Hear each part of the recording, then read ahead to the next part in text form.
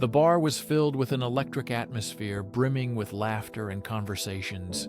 Among the guests were Clara and Jake, a couple known for their playful teasing and seemingly perfect relationship. Her laughter rang out easily, drawing everyone's attention. Jake often stayed in the background, a quiet partner supporting her from the sidelines. As the evening went on, Clara drank a bit more than usual, and her confidence sharply increased. "You're just standing there like a puppy," she said playfully. "Jake, why don't you go see how it's done in the corner?" She laughed and nudged him. Laughter erupted around them. But Jake's smile quickly faded. "Come on, Clara. It's not funny," he replied, trying to stay calm. The teasing continued, and Clara's friends encouraged her, amplifying her antics. But as the laughter spread around, Jake's mood changed. Clara felt a familiar irritation rising to the surface. She was used to being the center of attention, her charm captivating everyone. But today, everything seemed different. The way she mocked him, even in gestures, struck him deeply inside. He felt his cheeks burning with shame and anger at the same time. "Why do you always make fun of me?" he muttered. But Clara just laughed, her eyes sparkling with mischief. The night went on, but Jake found it increasingly difficult to shake off the feeling of humiliation. Clara kept dancing and flirting with friends, her laughter echoing in his ears. After a few hours, he quietly moved to a corner of the bar, trying to gather his thoughts and calm his emotions.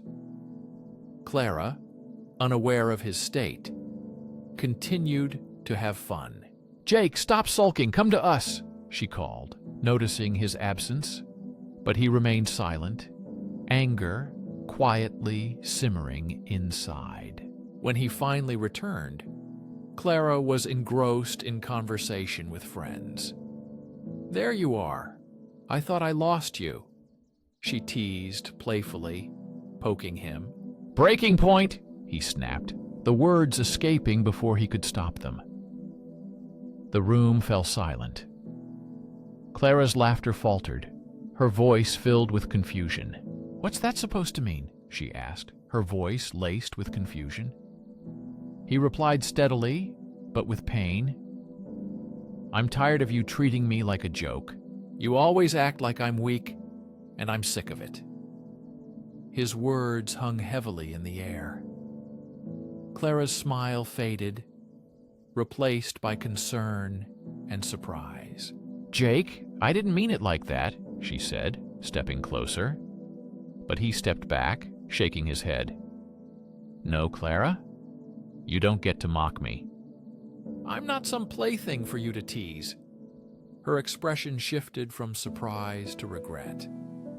"I was just joking," she protested, unsure and serious now. The realization of his hurt dawned on her. Her playful demeanor turned serious. The tension was palpable, and Clara's heart raced. She had never seen Jake this upset. He usually laughed at her jokes, but now he stood firm, a storm lurking behind his calm demeanor. "Maybe I can't take it anymore," he said, the words hanging in the air like a challenge. Clara felt a pang of guilt. "Sorry, Jake. I didn't mean to hurt you. I thought we were just having fun," she said quietly. But the irritation in her eyes was noticeable. Instead of accepting the apology, Jake's thoughts raced. He had held these feelings too long, a mix of anger and sadness flaring inside. The fire ignited by her careless attitude toward his feelings. "Maybe I'm tired of being the supportive guy who just laughs." His voice grew louder. The play on words that once brought them closer now tore them apart. Jake felt a rush of adrenaline, a desire to show that he was not a weak and passive partner. He said firmly, "You know, I'm done with this." With these words, he spun on his heels and left, leaving Clara in shock and confusion. He stepped out of the bar. The cool night air slapped his face like a slap. His heart was pounding fast, not from anger, but from a new feeling of freedom. Diving deeper into the plot, I invite you to join our storytelling community at Lauren Story. If you're interested, subscribe so you don't miss new stories. Each new story is a front row seat to unforgettable journeys that may resonate in your own life. Let's continue and see how this plot unfolds. After walking a few blocks, Jake stopped and took a deep breath. He pulled out his phone and sent Clara a message, ready for the next step. He said he needed time to think things over, and that it wasn't just about tonight. He wondered if he had overdone it, but still sent the message. He wanted to show that he could stand up for himself. Minutes passed, and a feeling of pride grew within him. He had been weak in their relationship for too long. Now he felt the strength to reclaim his identity.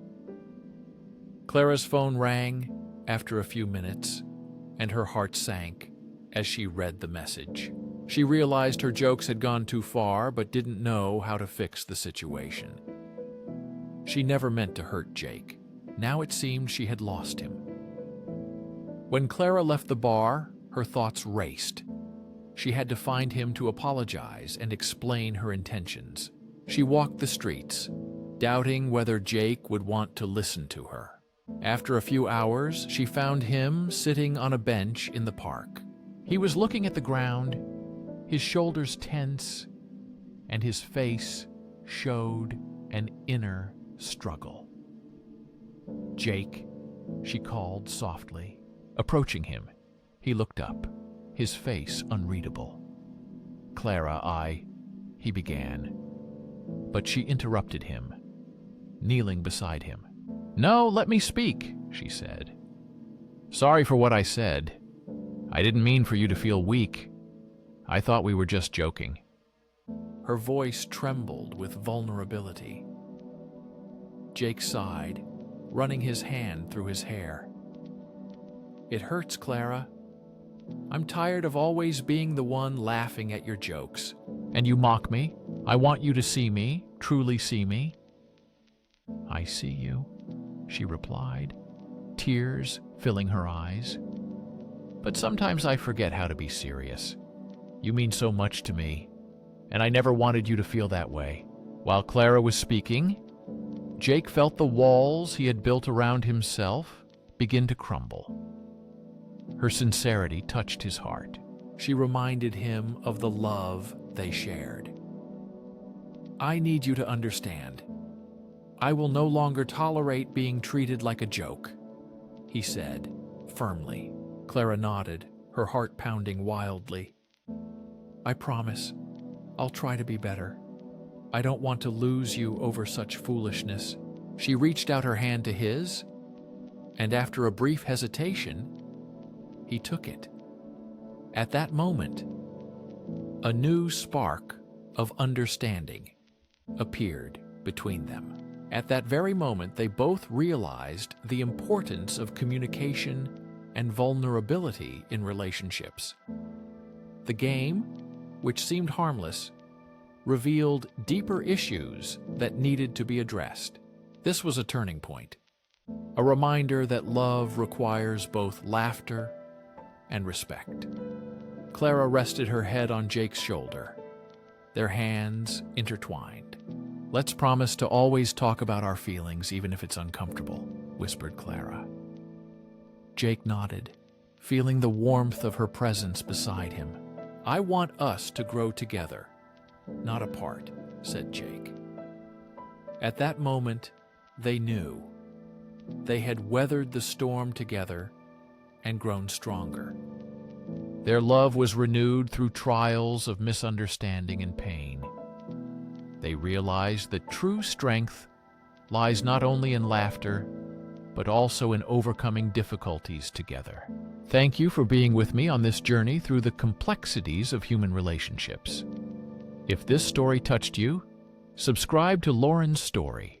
Your support helps us grow and continue telling captivating stories of betrayal, revenge, and resilience. Share this story with someone who needs it. Don't forget to like this video if you enjoyed it. And together, let's continue exploring powerful stories that unite us all. Let's keep uncovering thrilling tales together that connect people, building bridges of understanding and inspiration among us.